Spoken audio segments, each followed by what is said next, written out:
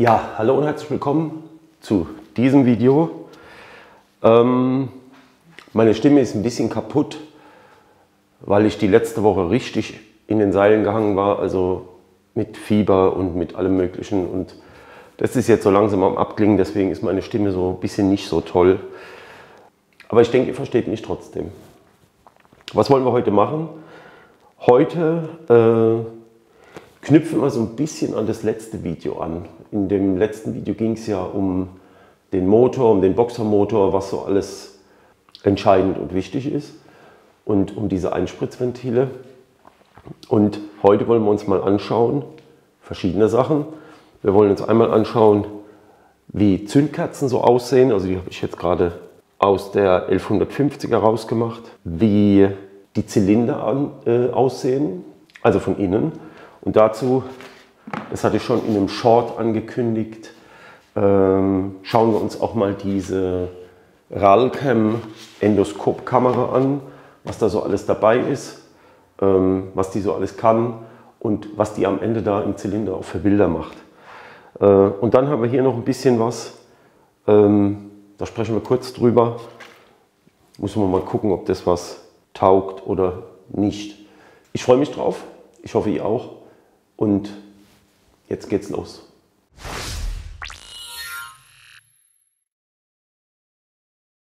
Ja, Zündkerzen, das ist ja so ein bisschen so ein leidiges Thema. Ich muss gerade mal hier ein kleines Werkzeug suchen. Zündkerzen ist so ein bisschen so ein leidiges Thema. Was heißt leidiges Thema? Ist es eigentlich nicht. Wir schrauben die Zündkerzen raus, gucken uns die Zündkerzen an und die sehen unterschiedlich aus und man beurteilt das mehr oder weniger und macht sich, der eine oder andere vielleicht, gar nicht so viel Gedanken darüber, was jetzt so ein Zündkerzenbild eigentlich aussagt. Und ich kann hier nur meine persönliche Meinung widerspiegeln, nachdem ich jetzt wirklich einige Kilometer gefahren bin und nach jeder Fahrt im Prinzip die Zündkerzen rausgemacht habe und habe mir die angeguckt und habe auch vor allen Dingen jedes Mal den Brennraum endoskopiert und habe dann eben unterschiedliche Zündkerzenbilder immer wieder festgestellt. Und das natürlich auch nach dem Umbau, ne, mit neuer Lambda-Sonde, neue Einspritzdüsen und so weiter und so fort, Top-Synchronisierung, richtige Ventile eingestellt und habe also festgestellt, dass die Ventile, dass die Zündkerzen immer so ein bisschen unterschiedlich aussehen. Also es gibt so ein Bild, was immer ist. Ich kann euch das mal im Nahen einblenden. So, wir haben also hier die Zündkerze, die Hauptzündkerze vom rechten Zylinder, das ist eigentlich egal. Und man sieht also hier, haben wir so eine leichte Braunverfärbung, hier ebenfalls. Und da auch. Hier oben haben wir ein bisschen gräulich, wobei das eher so das Metall ist. Und hier unten haben wir einen schwarzen Rand, einen leichten, ringsherum. Ansonsten ist die sauber und sieht eigentlich gut aus. Was ich aber sagen will, ist, dass zum Beispiel diese bräunlichen Verfärbungen hier, diese Rehbraunen, man spricht ja immer vom Rehbraunen, die unterscheiden sich manchmal. Also sie sind mal etwas mehr und mal etwas weniger. So, schauen wir uns die andere Zündkerze an. Das ist die aus dem linken Zylinder, auch die Hauptzündkerze. Aber hier also Rehbraun, der Isolator hier unten drin ist weiß. Ja. Und auch außen sehen die, hier zum Beispiel am Rand, ist das ein bisschen schwarz verbrannt. Das ist aber eigentlich normal und hier oben sieht es eigentlich optimal aus. Ich persönlich halte dieses Kerzenbild, wie wir es gerade eben gesehen haben, eigentlich für optimal. Es findet eine gute Verbrennung statt, die nicht zu heiß ist, nicht zu mager und auch nicht zu fett. Weil wir schauen uns mal an, wenn eine Zündkerze zu fett verbrennt, beziehungsweise wenn der Motor zu fett verbrennt, wie dann eine Zündkerze aussehen kann.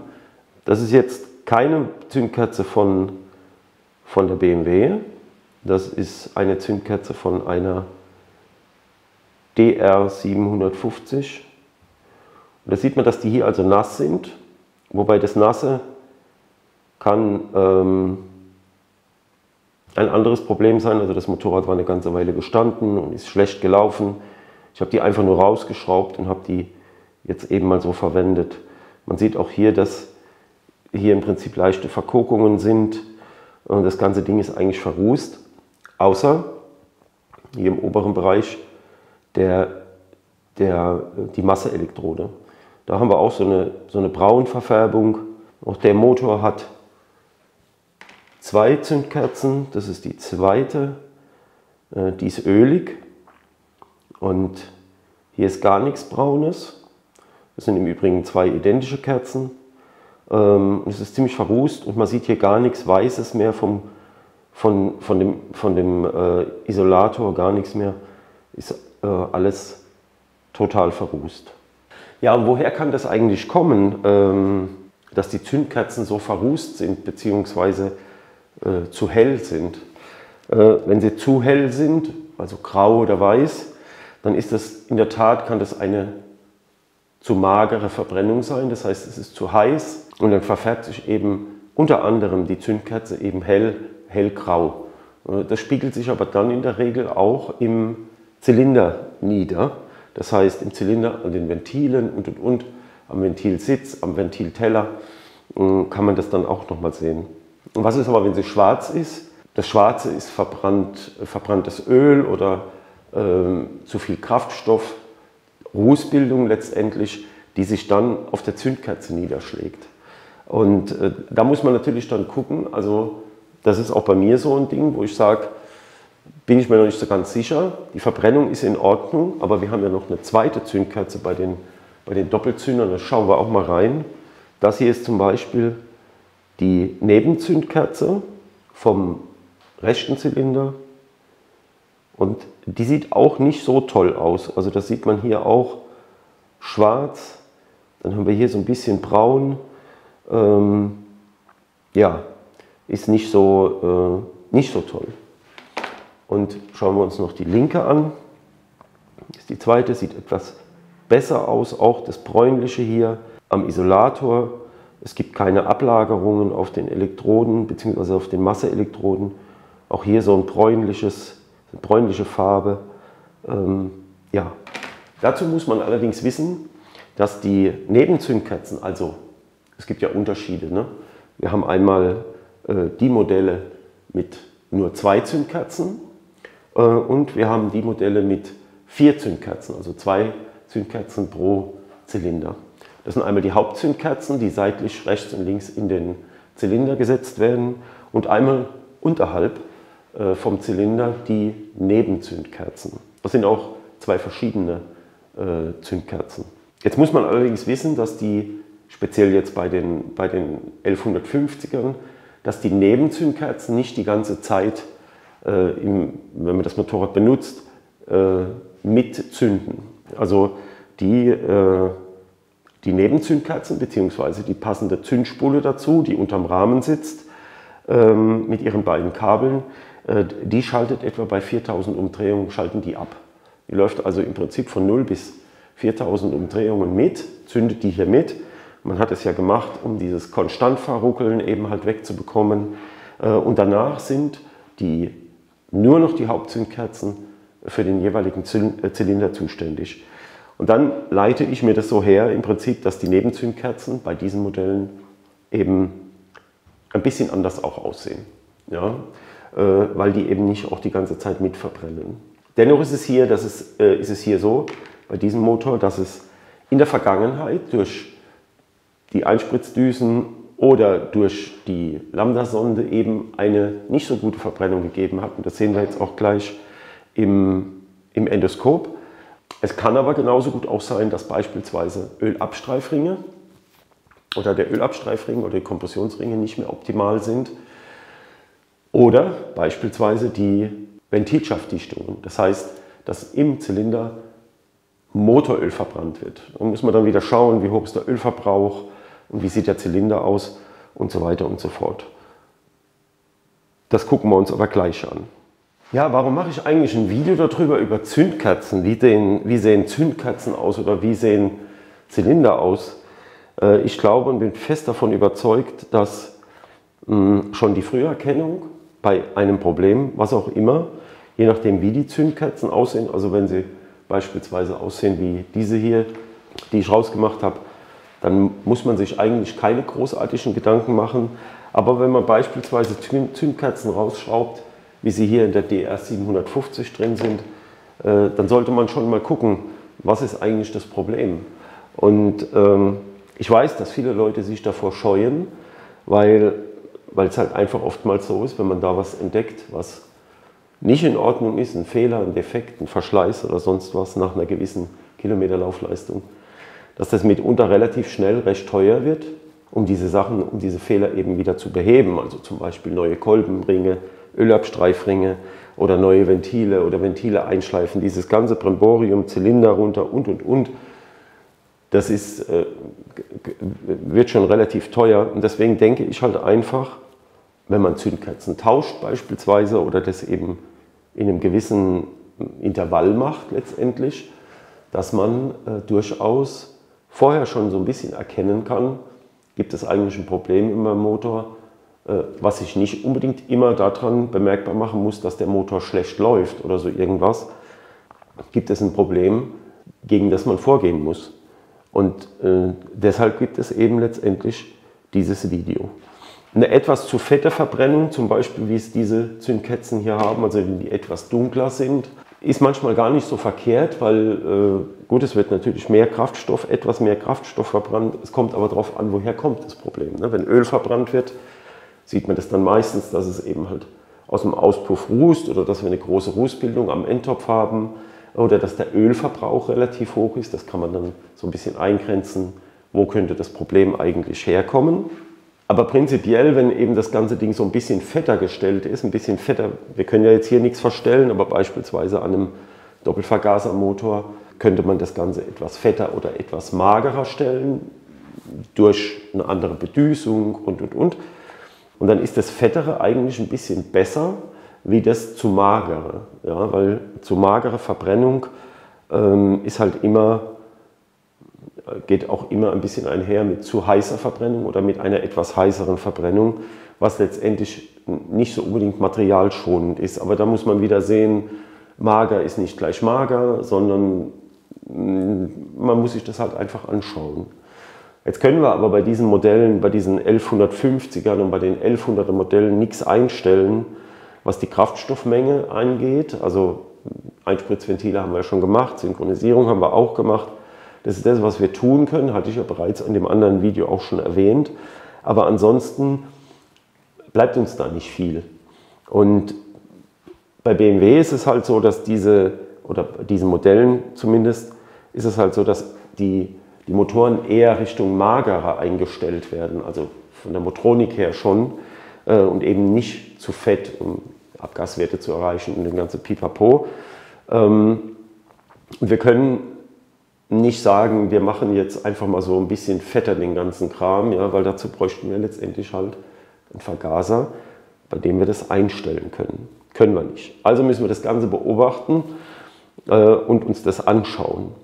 Ich werde von diesen ganzen Zündkerzen auch noch mal ein paar Bilder machen und werde die Bilder auf meiner Webseite veröffentlichen. Den Link zur Webseite findet ihr hier unten.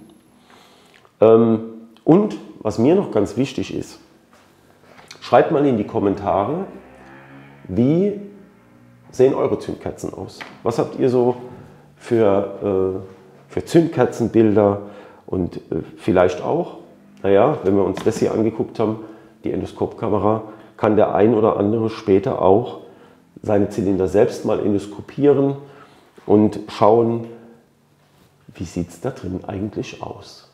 Ja, das war so ganz grob mal das zu den Zündkerzen. Ganz klar, es gibt unterschiedliche Zündkerzen. Speziell bei den Doppelzündern sind es 2 verschiedene Zündkerzen, die da reinkommen. Die haben unterschiedliche Wärmewerte. Wichtig ist, dass je nachdem, was ihr für eine Zündkerze verwendet, der Elektrodenabstand stimmt.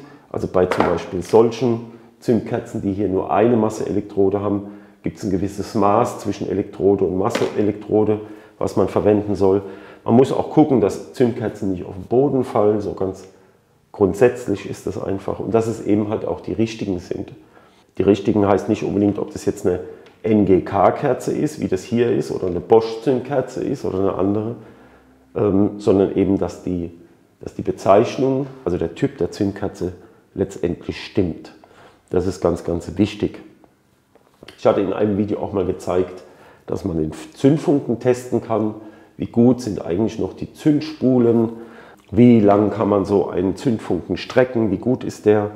Und so weiter. Und das kann man alles bei den Zündkerzen erstmal testen. Und vor allen Dingen, die Zündkerzen sind ein Verschleißartikel, ganz klar. Die müssen von Zeit zu Zeit einfach auch mal getauscht werden. Und wenn man rechnet, dass so eine einfache Zündkerze wie diese hier kostet, glaube ich, so irgendwie um die 7 oder 8 Euro, ist das natürlich keine großartige Investition.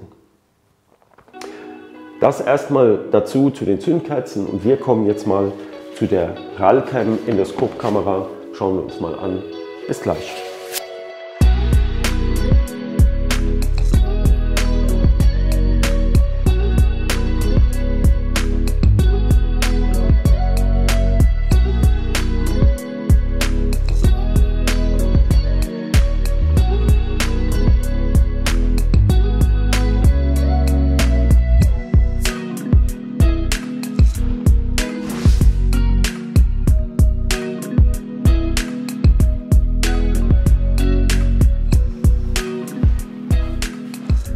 So, RALCAM ist chinesisch und der eine oder andere hat es bemerkt, da oben links, rechts, links, egal, irgendwo da oben steht Werbung.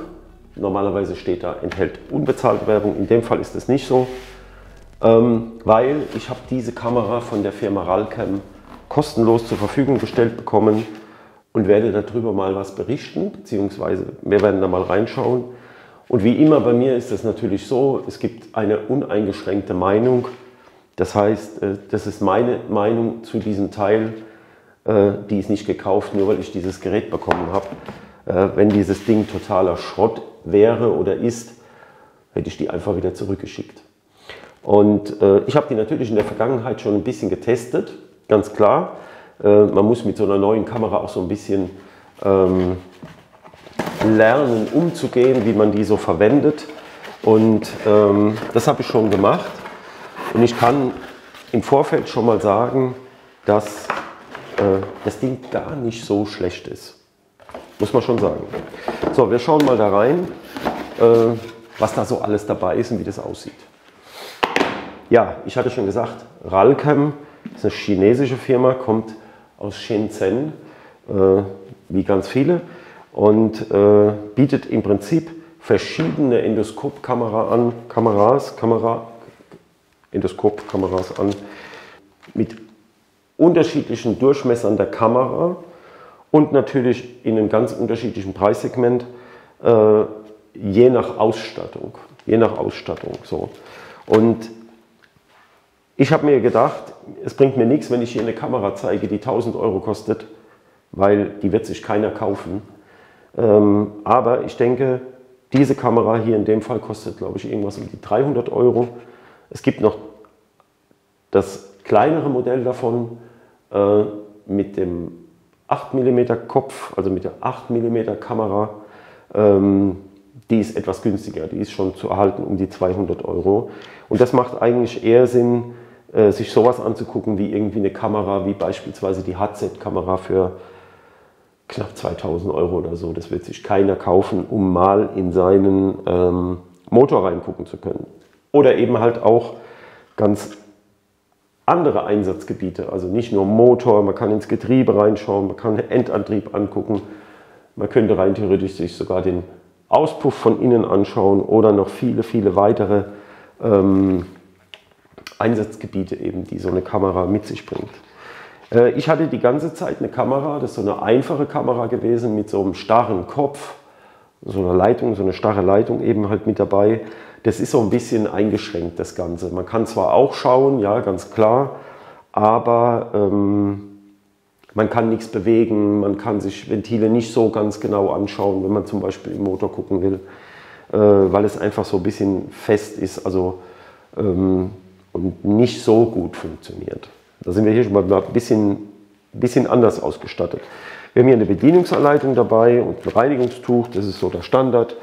Ein schöner Kunststoffkoffer, ja, der ist jetzt nicht der super stabilste, aber der reicht aus, um dieses Teil eben hier drin gut zu verpacken und sicher aufzubewahren. Was haben wir hier dabei? Wir haben hier einmal einen Monitor, das ist Kunststoffgehäuse verschraubt, ein verschraubtes Kunststoffgehäuse mit einem 3,4 Zoll Monitor, so ein TFT-Monitor und mit den ganzen unterschiedlichen Einstellmöglichkeiten, die wir haben. Also wir können natürlich Bilder aufnehmen, wir können Videos aufzeichnen und wir können die hier auf dieser Kamera auch anschauen direkt. Oder wir haben hier auf der Seite neben dem Ein- und Ausschalter hier auf der Seite haben wir einen SD-Karten-Slot, auf dem die einzelnen Dateien, AVI-Dateien sind das genau, drauf gespeichert werden, die wir dann auf dem PC anschauen können, wie auch immer. Wir haben hier unten die Steckkontakte, gucken, ob man das sieht. Und hier oben eine Überwurfmutter, die aus Aluminium sogar ist. Das ist der Monitor. Das war der Monitor. Dann haben wir hier diverse USB-Kabel dabei. Einmal ist das ein Ladekabel zum Aufladen und einmal ein Datenübertragungskabel. Da komme ich später dazu. Und einen kleinen USB-Adapter. Nehmen wir das hier drauf. USB mit dem SD-Kartenanschluss. So, das ist hier dabei. Dann haben wir das Griffstück. Das ist eigentlich das Herzstück von diesem ganzen Ding. Mit der Sondenleitung. Griffstück. Hier oben haben wir die Kontakte. Können wir schon mal draufschrauben. Das kann man eigentlich auch gar nicht falsch machen. Ich muss sagen, ich war sehr verwundert, weil ich sowas in der Werkstatt schon relativ häufig brauche. Und ich war schon verwundert letztendlich über diese Machart. Okay, das ist normaler Kunststoff, klar. Kunststoff halt. Aber es tut, was es soll letztendlich. Also es liegt gut in der Hand, ist nicht ganz so schwer. Wir haben hier unten auch wieder so ein Aluminiumteil mit so einer Feder drüber, dass uns das Kabel hier unten nicht abknickt. Und der Betrieb ist halt immer gut gewährleistet, wenn man diese Sonde ganz auslegt, ne? Also dass die komplett auseinandergelegt ist, damit diese Bewegung von dem Kopf, zeige ich gleich, eben gut gewährleistet ist, weil es hier eben manuell, wenn wir das sehen, wenn ich hier bewege, dann haben wir hier die Bewegung vom Kopf letztendlich. Wie schon erwähnt, wir haben 3 verschiedene Modelle, 5 mm, 6,2 und 8 mm Kameradurchmesser. Das ist der Durchmesser vom Kamerakopf und der ist natürlich letztendlich entscheidend dafür, wo wir rein wollen. Also für das beispielsweise für das Kerzenloch hier von der Hauptzündkerze am Motor reicht es natürlich dicke aus und da reicht auch der 8 mm Kamerakopf vollkommen aus. Man kommt also da sehr gut rein. Aber umso dünner das Ganze natürlich ist, umso besser können wir in anderen Bereichen eben halt schauen. So, das ist eine sehr gut flexible Leitung hier, also die ist nicht starr und auch, wie ich finde, ausreichend lang mit so einer Art Gummiüberzug drüber und eben hier eine Schutzkappe für, kann man das hier sehen, für den Kamerakopf. Die Kamera vorne ist IP67, also wasserdicht und hat eben hier vorne die Kamera eingebaut und 6 helle LEDs, die man auch dimmen kann. Ne? Also kann man in der Helligkeit einstellen, denn die Erfahrung mit der Kamera, die ich gemacht habe, wenn man das ganz hell macht, ist so, dass gerade an den Zylinderwänden das dann so hell ist, dass man gar nichts mehr sieht. Also kann man das Ganze runterdimmen und kann dann und sieht dann letztendlich halt einfach mehr. So, ja. So, und wenn wir jetzt hier unseren Griff benutzen, also diese Einstellung hier, und haben die Leitung komplett ausgelegt, dann sieht man, dass man diesen Kopf eben so bewegen kann, dass man, wenn man im Zylinder drin ist, das sehen wir gleich, dass man auch die Ventile von unten sehen kann. Also das geht natürlich mit einer Kamera, bei dem der Kopf immer so gerade ist, wie hier jetzt zum Beispiel, geht es natürlich nicht, ist ganz klar. Ja. Das ist der große Vorteil, der für mich zumindest ganz, ganz wichtig war. So, dann schauen wir uns mal an, was die einzelnen Bedienelemente sind. Also wir haben hier den Drehknopf für die Kamera, also für vorne den Kopf, wir sehen das hier, können wir hier bewegen, hin und her. Das funktioniert mechanisch, wahrscheinlich über eine Seilbetätigung innerhalb. Ich habe es nicht auseinandergenommen, also wäre sie kaputt, ne? Aber es funktioniert. Was ich mir hier ein bisschen wünschen würde bei der Kamera, dass das ein bisschen leichtgängiger ist. Ja, also das ist, geht ein bisschen schwer, aber vielleicht ist das auch ganz normal, also dass das einfach so ist. Da gibt es ja von Kamera zu Kamera auch Unterschiede. Aber es funktioniert. Es funktioniert schlecht, wenn die Leitung, also die Sonde, die Sonde hier eingerollt ist oder in einem kleinen Bogen liegt. Aber klar, das ist auch verständlich, wenn das mechanisch betrieben wird letztendlich. Dann können wir hier, das sehen wir jetzt hier im Hintergrund, die Lampe anschalten oder die LEDs anschalten, verschiedene Helligkeitsstufen.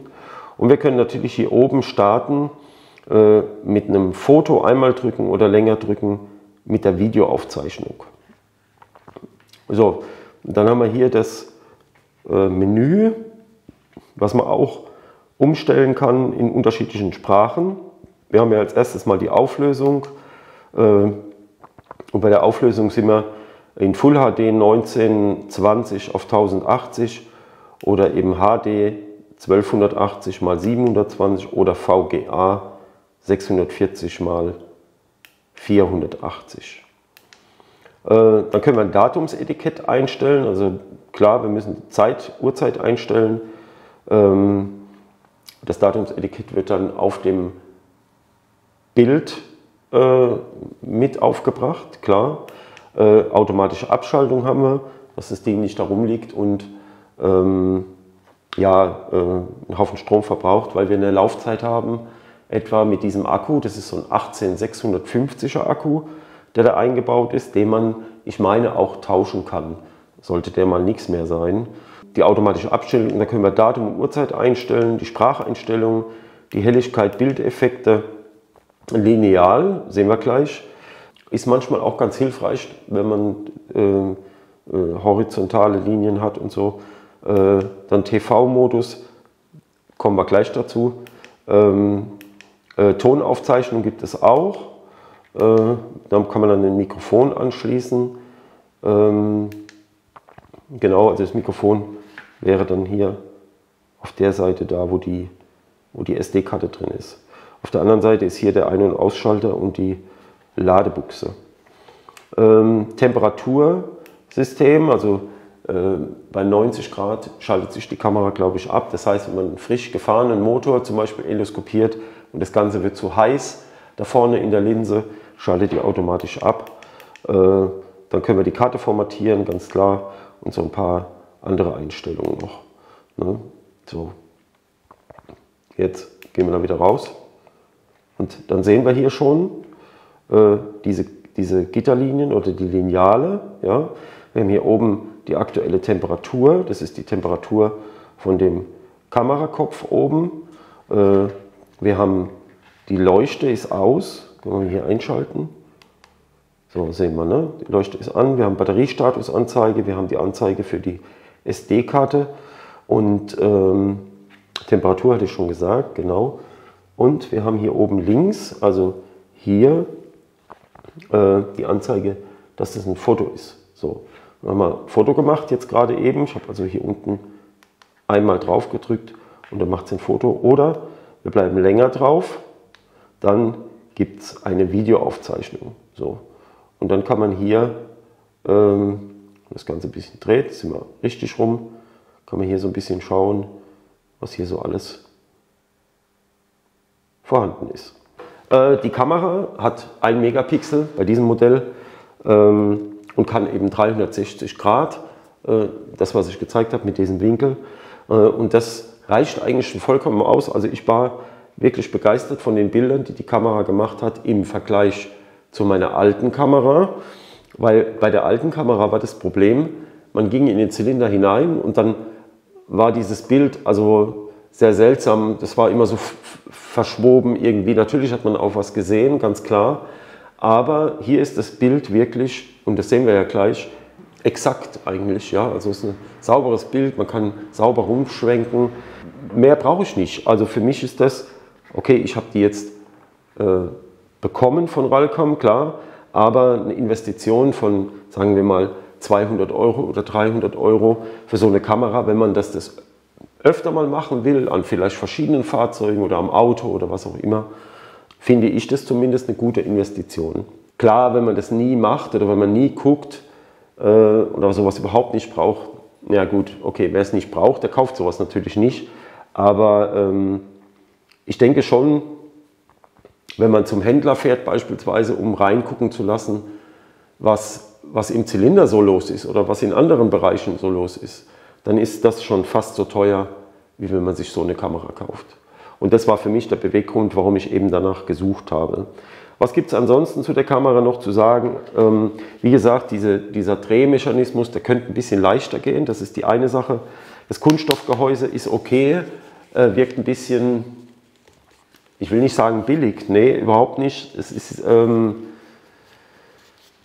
halt ein Kunststoff einfach, ja, so, ich weiß nicht, das ist so Gefühlssache einfach. Ansonsten ist das Ding sauber verarbeitet. Es gibt keine Ecken und Kanten, wo man irgendwie denkt, okay, aus welchem Loch kommt das gekrochen. Es ist sauber verarbeitet, sieht wertig aus und es macht einfach seinen Dienst. Was ich noch dazu sagen wollte, ist dieses zweite USB-Kabel. Das ist eigentlich wie so eine USB auf USB, ne? So zwei USB-Anschlüsse. Das kann man hier auf der Seite einstecken und dann kann man mit einer passenden App beispielsweise das Bild von diesem Monitor aufs Handy übertragen, was für mich keinen Sinn macht, weil ich habe hier einen Monitor, der sehr gut ist. Man könnte das aber allerdings auch darüber auf dem PC-Bildschirm größer darstellen oder an OBD anschließen. Ich habe das mit der App nicht getestet, sage ich ganz ehrlich, weil ich das einfach halt auch überhaupt nicht brauche. Ich habe hier alles, was ich brauche. Ich habe ein Display, ich kann aufzeichnen und wenn ich die aufgezeichneten Daten tatsächlich auf dem PC haben will, dann mache ich mir die SD-Karte raus, stecke die in den PC, lade mir das runter und dann habe ich die dort. Mehr brauche ich nicht, ansonsten muss das eben hier drauf sein. Das ist wichtig, ja, für den Moment. Ja. Ansonsten mein persönliches Fazit zu dieser Kamera: Ich finde das preis-leistungsmäßig ein Top-Gerät und über die zwei Kleinigkeiten da oder diese Kleinigkeit mit dem Drehregler kann man absolut hinwegsehen. So muss sich jeder sein eigenes Bild bilden darüber. Wie gesagt, ich habe die kostenlos zur Verfügung gestellt bekommen von Ralcom und danke an dieser Stelle nochmal an die Firma Ralcom. Und ja, jetzt machen wir weiter und schauen damit mal in die Zylinder rein. Ja, kommen wir noch ganz kurz zu diesem Liqui-Moly. Das nennt sich Bike-Additiv, gibt es für Viertakter und für Zweitakter. Da sind, ich kann das mal zeigen, das ist also dieses hier, Liqui-Moly, die Nummer, sieht man das? 1581, 125 Milliliter drin. Das ist im Übrigen nicht gesponsert, das habe ich selber gekauft. Was macht das oder was ist das Versprechen? Das Versprechen ist, dass es Rückstände an den Ventilen und im Brennraum entfernt und eben das gesamte Kraftstoffsystem auch so ein bisschen reinigt. Ich habe das eigentlich durch Zufall gefunden. Ich hatte mich mit ein paar Leuten schon im Vorfeld über sowas unterhalten und ich stehe eigentlich solchen Additiven so ein bisschen, ja, wie soll ich sagen, skeptisch gegenüber, weil ich mir manchmal denke, ist es so einfach, nur so etwas in den Tank zu kippen und dann zu erwarten, wie es oft beschrieben wird, mehr Leistung, mehr Drehmoment, besserer Motorlauf und so weiter und so fort, am Ende mehr Hubraum bla bla bla, habe ich alles schon gelesen in verschiedenen Internetgeschäften. Ist das wirklich so? Deswegen bin ich da so ein bisschen skeptisch. Aber wie gesagt, ich habe es durch Zufall in einem Baumarkt hier bei uns gefunden und habe mir gedacht, okay, das ist einfach, weil 125 Milliliter, die hier drin sind, also kostet, wo ich es gekauft habe, im Baumarkt 6,30 Euro die Dose. Bei Amazon habe ich es gefunden für 5,70 Euro. Habe ich auch gleich nochmal 2 bestellt, weil ich das jetzt eben testen will. Das Praktische daran ist, ich muss im Prinzip gar nichts messen oder abmessen oder sonst irgendwas, weil sowas geht einem eigentlich auf die Nerven, wenn man dann mit der Spritze oder mit dem Messbecher rumsteht und muss irgendwie abmessen, dass es für die Kraftstoffliterzahl passt. Hier ist es so, 15 bis 20 Liter, eine Dose, das heißt tanken, reinkippen, fahren, vergessen. Und ich habe jetzt insgesamt 6 Dosen davon gekauft, das heißt, das sind 6 Tankfüllungen. Wir haben jetzt die Zylinder mal gesehen, wie die innen drin aussehen, und ich werde mal in einem anderen Video, wenn diese 6 Dosen dann leer sind, wenn wir nochmal endoskopieren, vielleicht haben wir dann auch mal den Vergleich zu einer High-End-Endoskopkamera, müssen wir mal sehen. Da habe ich aktuell jemanden, der mich da mal angeschrieben hat, der aus diesem Bereich kommt. Schauen wir mal. Ich will aber dieses Endoskop-Kamera-Thema nicht irgendwie so zu so einem allumfüllenden Thema machen, sondern das passiert eben halt beiläufig in der Werkstatt halt. Und ich bin mal gespannt, also ob das was bringt.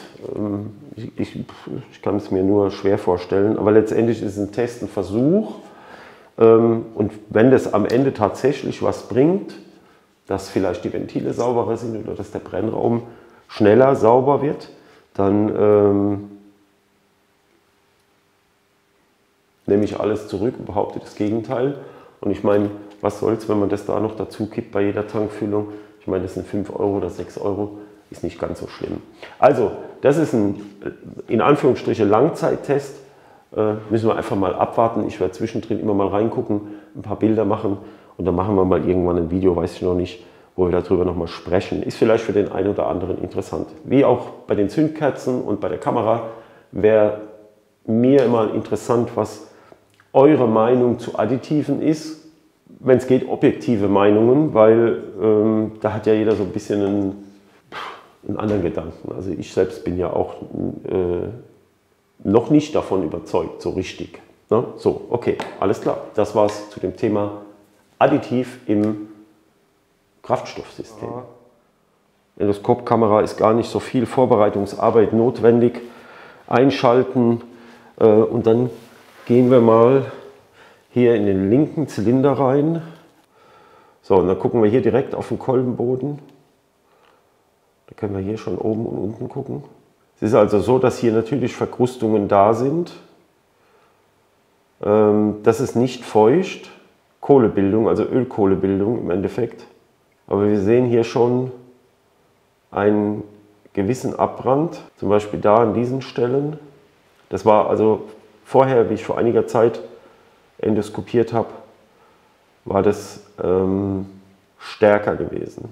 Auch hier in der Mitte ist es etwas besser geworden. Man sieht diese Rillen auf dem Kolben, also man sieht so im Hintergrund solche Spuren. Das ist die Struktur vom Kolben unten drunter. So, jetzt gehen wir da mal ganz rein und dann achten wir darauf, dass die Kamera, so, die ist jetzt ganz unten drin, können wir im Prinzip mit der Kamera da rein und können die Ventile, wir können das ein bisschen, so, das Licht ein bisschen dunkler machen. Also man muss mit so einer Kamera auch üben, ne? Das ist also so von alleine funktioniert das nicht so gut. So, hier sehen wir zum Beispiel das Zündkerzenloch von der Nebenzündkerze. Komme ich da hin? Da, ja. Die Nebenzündkerze ist auch raus. Was man hier sieht, es ist unten ölig. Ne? Das ist Motoröl hier. Ist gar nicht so einfach, aber man kann das lernen. Ne? Also, so, und wenn man jetzt hier mal schaut auf die Ventile, sieht man, dass das Ventil in der Mitte, ich versuche mal da hinzu, so, der ist jetzt ein bisschen außermittig, egal, Dieses Ventil, außenrum ist schwarz, in der Mitte ist so ein bisschen bräunlich jetzt. Und das war vorher viel hellgrauer und viel, viel größer, also über das gesamte Ventil. Und das brennt jetzt im Prinzip, ich muss nochmal hier, das brennt jetzt im Prinzip genauso wie an diesem Ventil, brennt es hier nach und nach ab. Ja, also das ist so ein Belag, der eben drauf ist, weil hier entweder Öl oder eine zu fette Verbrennung und eine nicht korrekte Verbrennung stattgefunden hat, das sich da mit der Zeit absetzt und jetzt wird es nach und nach freigebrannt. Man sieht es auch zwischen den Ventilen am Zylinderkopf. Das ist also schon bedeutend weniger geworden im Vergleich zu vorher letztendlich. Hier zum Beispiel, können wir da weiter weg, das ist das Ventil selbst, das ist komplett sauber. Das ist also der Ventilteller unten, das Metall im Prinzip. Ja. Ich drehe dann immer so ein bisschen die Kamera noch so und hier letztendlich genauso. Also es hat sich, seitdem ich die Ventile, die Einspritzventile oder die Düsen erneuert habe, etwas getan. Es gibt also hier auch einen Abbrand, ne? Das sieht man also so schon. Ja, dann sieht man hier am Zylinder die hohen Spuren im Zylinder und da ein Ölrand, der da vorhanden ist, der, wie ich vermute, müssen wir hier noch ein bisschen zurückgehen, weil es im unteren Bereich ist, entweder Ölabstreifringe oder, was ich eher vermute, ist die Ventilschaftdichtungen, dass die nicht hundertprozentig dicht sind und die sorgen dann dafür, dass da Öl drin steht. Ne? Das ist also unten, ne? Da sieht man also, dass es hier etwas feucht ist. Aber Ventile sehen erstmal auf dem linken Zylinder soweit okay aus. Drücken wir hier auf Aufnahme, nicht vergessen. Ach, das sind so viele Dinge, auf die man achten muss. So, dann gehen wir da mal rein. Zack. So. Hier gleiches Bild, allerdings ist der noch etwas mehr verkokt, der Kolbenboden, als der auf der anderen Seite. Aber es findet hier auch ein Abbrand statt. Man sieht hier am Rand, das war vorher noch nicht der Fall. Wir haben hier auch wieder Öl, das ist unten. Da können wir mal so runtergehen. Gehen wir mal ganz rein und drehen die Kamera. Etwa gleiches Bild. Hier ist das Ventil sauber. Hier soweit ebenfalls. Also eine gewisse Verkrustung ist immer da, ne? Das ist klar. Ne? Und hier haben wir noch Verkrustung ein bisschen drauf. Aber das war vorher wesentlich schlimmer. Ich konnte das vorher mir nur nicht angucken, weil die Kamera, die ich hatte, die eben nur geradeaus filmt oder zur Seite. Und von der Seite ist es ganz, ganz schlecht zu sehen. Ja, ja, auch hier das Ding mit dem, gehen wir ein bisschen runter, mit dem Öl. Aber es ist, also das muss ich wirklich sagen, gucke jetzt mit euch hier das erste Mal seit einer ganzen Zeit. Es hat sich hier schon einiges getan, also es ist hier schon einiges abgebrannt. Man kann sich das dann später, wenn wir dieses Additiv verwenden oder wenn ich das Additiv verwende, kann man dann auch mal schauen, ob das, kann man anhand der Videos hier, ist die Zündkerze, die Nebenzündkerze, was sich verändert hat. Das zu dokumentieren halt einfach. Ne? Das sieht meines Erachtens, und ihr könnt gerne mal in die Kommentare schreiben, wie ihr das seht, ganz, ganz gut, relativ gut aus. Wobei, wie gesagt, es gibt ein bisschen ein Problem bei diesem Motor mit dem Öl wahrscheinlich. Da müssen wir mal gucken. Da werde ich wahrscheinlich neue Ventilschaftdichtungen reinmachen. Auch hier haben wir die hohen Spuren einwandfrei am Zylinder.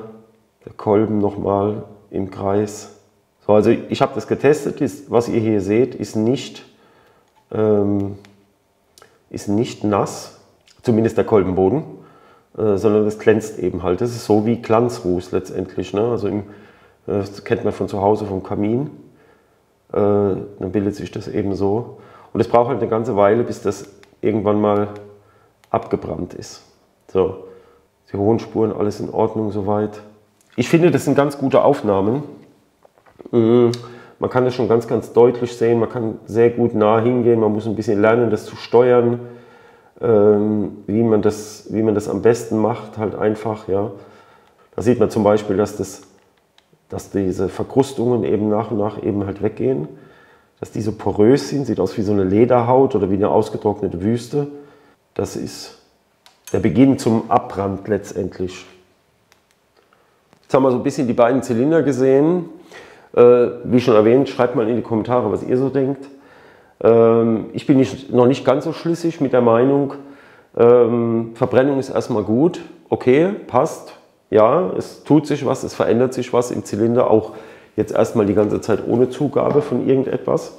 Vielleicht können wir das damit beschleunigen. Ich bin nicht so ganz zufrieden mit diesem Öl da drin. Ich bin nicht ganz zufrieden mit diesem oberen Rand, also diese Kante, von der Quetschkante abgesehen runter bis zum ersten Kompressionsring. Das ist dieser braune Rand oben dran. Das sieht eben nach Öl aus, was da immer wieder, wo eben kein Kolbenring hinkommt und was sich dort eben halt ablagert letztendlich. Aber den Fehler werden wir finden. Der ist jetzt erstmal nicht so dramatisch. Wichtig ist, dass die Verbrennung letztendlich gut stattfindet und das tut sie meiner Meinung nach, weil sich eben im Vergleich zu vorher mit der alten Lambda-Sonde, mit den alten Einspritzdüsen und dazwischen liegen jetzt, ja, das waren die bis zum letzten Video, was ich gemacht hatte, waren es etwa so 1500 Kilometer. Da waren auch die Zündkerzenbilder davon. Und bin aber zwischenzeitlich auch noch mal bestimmt, muss ich mal gucken, ja, noch mal knapp 1500 Kilometer gefahren oder sogar über 1500 Kilometer. Und habe auch da wieder ganz unterschiedliche Strecken so ein bisschen gehabt und einfach, um was zu tun, auch mal so ein bisschen Drehzahl angehoben, weil ich eher so jemand bin, der nicht untertourig fährt, aber der so nicht unbedingt hier in dem oberen Bereich fahren muss mit diesem Motor, mit dem muss ich nicht hier bei 6, 7, 8, 9.000 Umdrehungen drehen, das ist Quatsch, für mich zumindest. Und habe aber trotzdem eben ein bisschen mehr, bis 5, bis 5,5 oder so gedreht, um das einfach mal zu testen. Und da hat sich schon was getan. Also da bin ich, muss ich ehrlich sagen, positiv überrascht. Nun gut, wir werden sehen, wie es weitergeht. Vielleicht war das für euch, für den einen oder anderen interessant, mal zu sehen, wie das von innen drin aussehen kann oder aussieht. Natürlich würde mich brennend interessieren, auch mal, wenn ihr selbst endoskopiert, wäre das mal ganz cool.